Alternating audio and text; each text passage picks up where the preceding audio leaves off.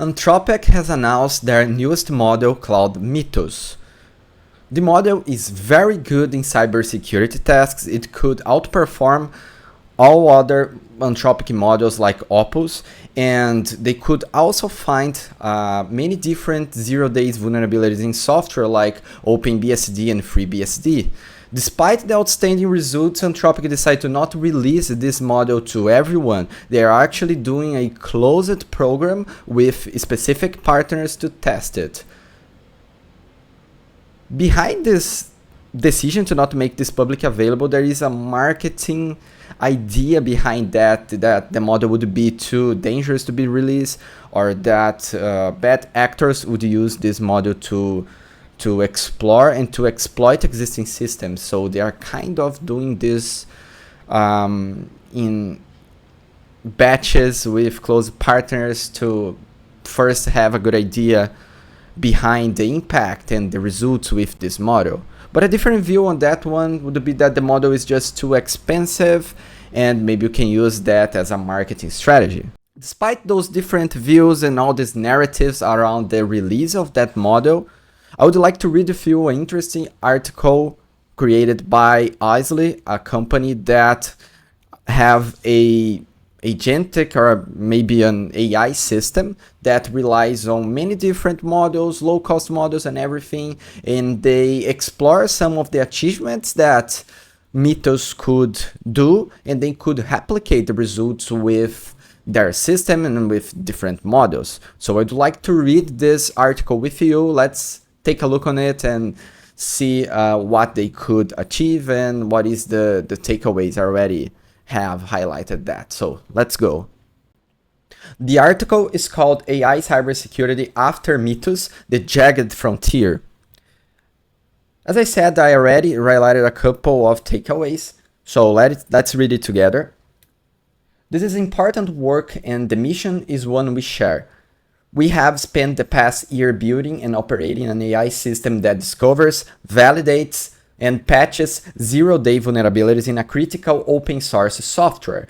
The kind of results Anthropic describes are real. Yeah, so looks like we already have systems and people that are doing basically the same thing that Anthropic is claiming in their last release.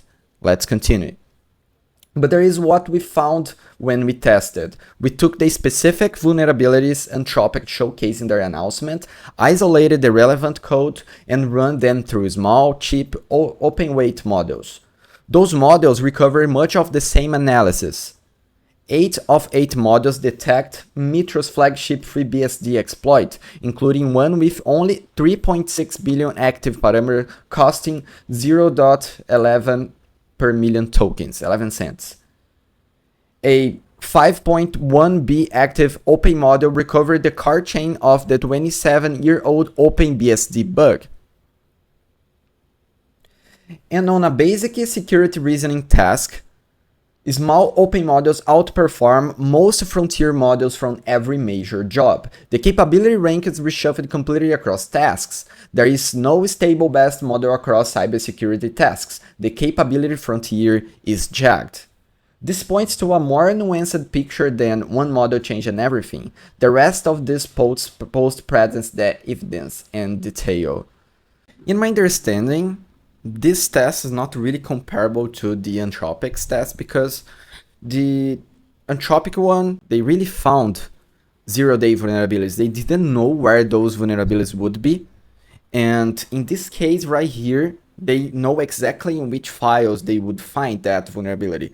So they kind of narrowed the surface area and they use the cheaper and the simple models to find that vulnerability. But I understand the point right here, because we will see later in the article that they are going to split the security process into many different steps. So the surface area in that discovery part is just one part of that space and one part of that workflow. So right here, they are just testing if different models would be able to detect, if they would be able to detect, given that they would receive that specific file and a smaller surface area, if they would be able to reason about that problem and figure out that the vulnerability is there.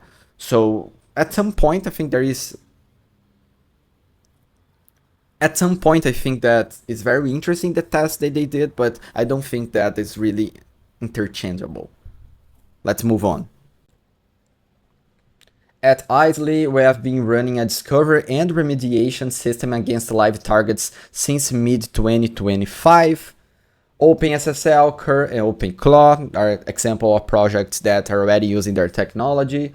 We used a range of models throughout this work. Anthropics were among them, but they did not consistently outperform alternatives on the cybersecurity tasks most relevant to our pipeline. I assume that they are talking about older Anthropic models like Sonnet and Opus, for example.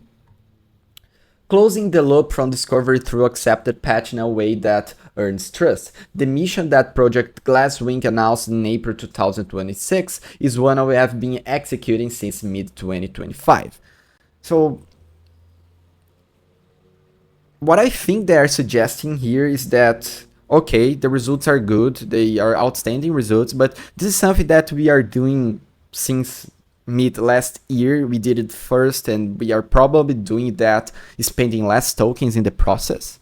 I don't know if I misinterpret anything right here, but that's what I'm reading between the lines. Let's continue reading the article. Decomposing the pipeline. The Mythos announcement presents AI cybersecurity as a single integrated capability point. Mythos add a codebase and it finds and exploits vulnerabilities. In practice, however, AI cybersecurity is a modular pipeline of very different tasks, with vastly different scaling properties.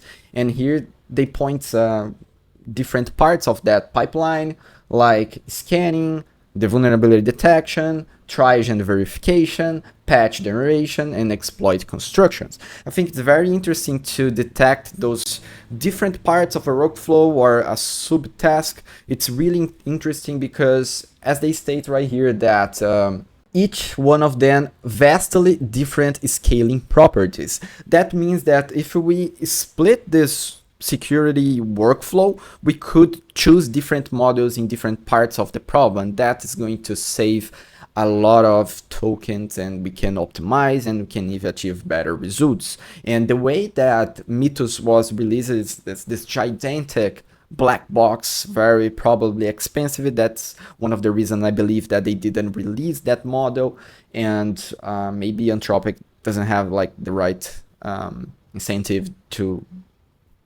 basically optimize tokens users since they sell tokens. So I see a problem with the incentives in that part of the business as well. But let's continue reading the article.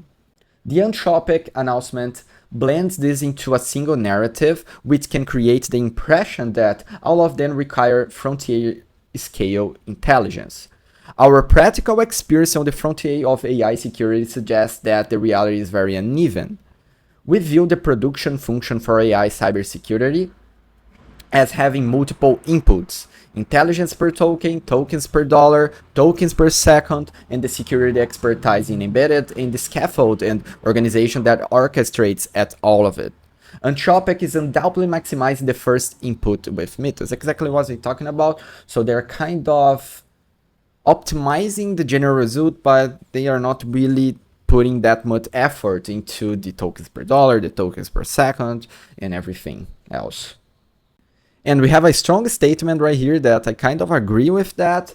The moat in AI cybersecurity is the system, not the model, and I think that's true for other business spaces as well. Coding is a very good example around it.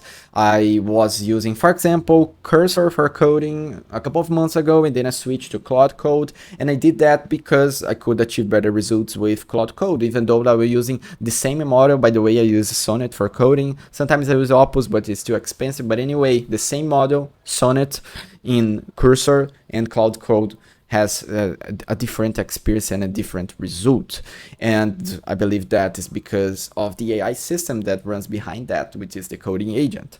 Anthropic's own scaffold is describing their technical post. Launch a container, prompt the model to scan files, let it hypothesize and test, use ASAN as a crash oracle, rank files by attack surface, run validation. That is very close to the kind of system we and others in the field have built. And we have demonstrated it in multiple model families, achieving our best results with models that are not Anthropics.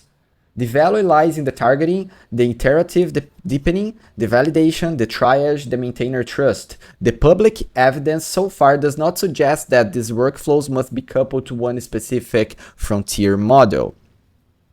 And of course, Anthropic, they have all the benefits of creating this narrative, or to just not highlighting that maybe it's possible to use the models from other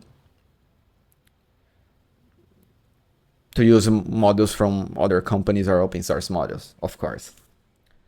There is a practical consequence of jaggedness because small, cheap, fast models are sufficient for much of the detection work. You don't need to just judiciously deploy one expensive model and hope it looks the right places. We can deploy cheap models broadly, scanning everything, and compensate for lower per token intelligence with sheer coverage and lower cost per token. 1,000 adequate detectiveness searching everywhere will find more bugs than one brilliant detective who has to guess where to look. Anthropic, they release how many tokens, how many dollars they spend to find each one of the vulnerabilities. So I know, of course, that the cheaper models they are cheap, but I would like to see a similar experiment to find the same or similar results with models like Mythos or even Opus, the older one, when compared to those cheaper models. But I would like to see it in a study, in an experiment that's basically similar. And then we would compare how many tokens we used per model and how many dollars we spent per model. So I can understand that we have a lot of space for optimization when we are splitting this security workflow and we are achieving similar results with cheaper models, but I would like to see this apply to the same problem space so we can see what is the difference and what is the trade-offs. This article so far has a lot of value because this indicates that this optimization and there is this other way of finding those vulnerabilities, but it's not really clear to me what is the percentage or what is the difference in the money between those two different approaches and solutions. I extracted a couple of takeaways from the article about the tests and the experiments that they did. So the first one is to distinguish real vulnerabilities from the false positives. Have a lot of noise, it's a problem, and it doesn't matter if you can find, the system can find all vulnerabilities, but they also have a lot of noise. So you would have to have some sort of review, probably a human review, to identify the real vulnerabilities. And this is very, very, very problematic. That's what they stated right here. A tool that's flagged everything as vulnerable is useless at scale. It drowns reviewers in noise, which is precisely what killed Curl's bug bounty program. False positives discrimination is a fundamental capability for any security systems. It's not really clear to me what is this relation of that problem with Mythos, because as far as I know, Mythos could identify and didn't produce any false positive. Anyway, let's move on. So they created this code snippet right here. Apparently it has a SQL injection issue in the code, but we don't really have one because we are imputing the values and the parameters in the list, but then we are actually removing the safe param over here. And when we are getting the value from the list, we are not actually getting the input from the user. So in that case, we would return the string that is not really a problem. So we never would have a vulnerability in that code. And they test that against many different models, and all the models could basically identify that, okay, this is not a vulnerability. And it's really, really interesting. The second test that they did was the FreeBSD problem, the exploit that Mythos was able to find. So it was a remote code execution vulnerability. And as they said here, is the crown jewel of the Mythos announcement. We isolated the vulnerable function, provided architectural context that it handles network parsed RPC credentials, that OA length comes from the packet, and asked 8 modules to assess it for security vulnerabilities. And very interested that all the 8 modules could find this vulnerability. So modules like DPT, OSS, CodeStraw, Kimi, Quen, DeepSeek, Gemini, and so on. The third test they did is to find the OpenBSD bug.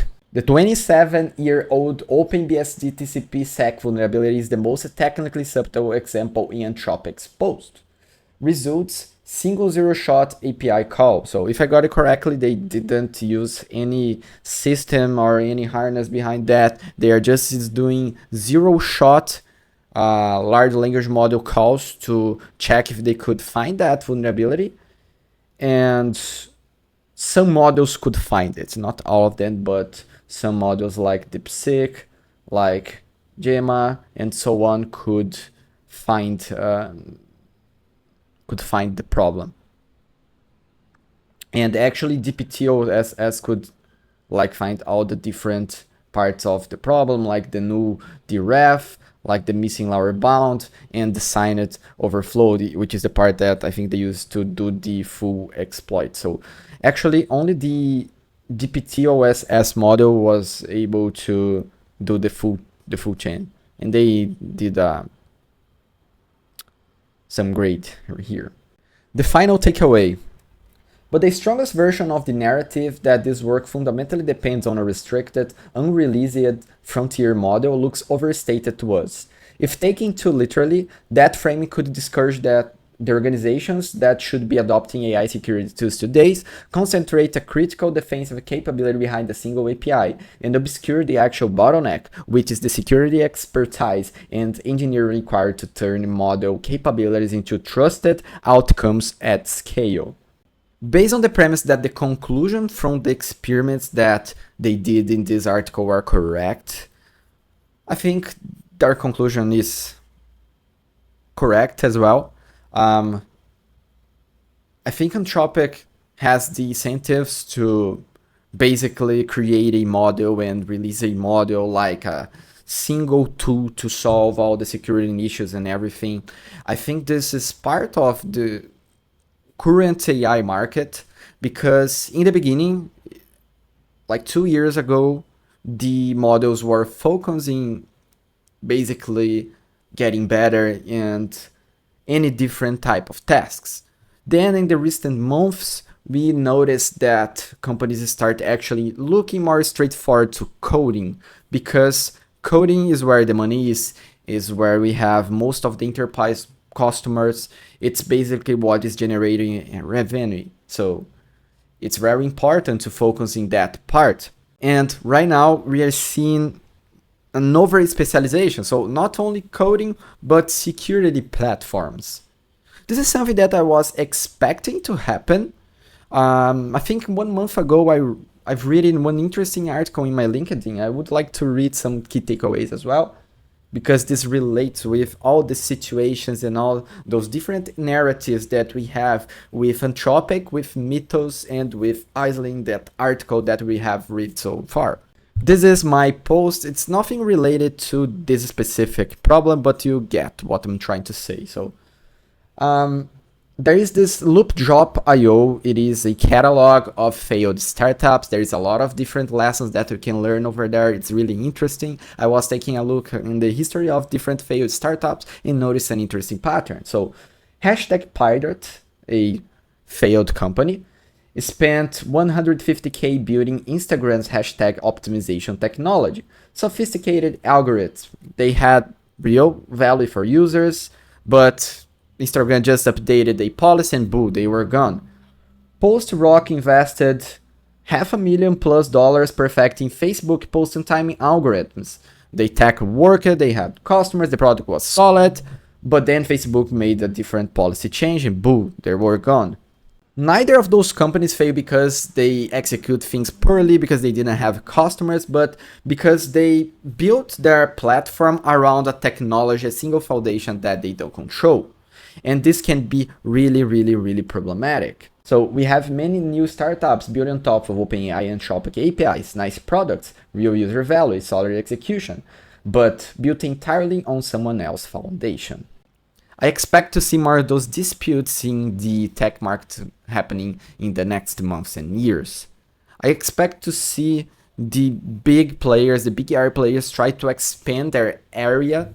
So before they were just providing models, now they will start providing solutions that are focused in specific niches. So I think this is going to happen. And it's really important for the AI startups and companies have strong strategies like Isolate apparently have, because they do not rely on closed source models. Their platform has a value in itself and they can rely on many different models to work.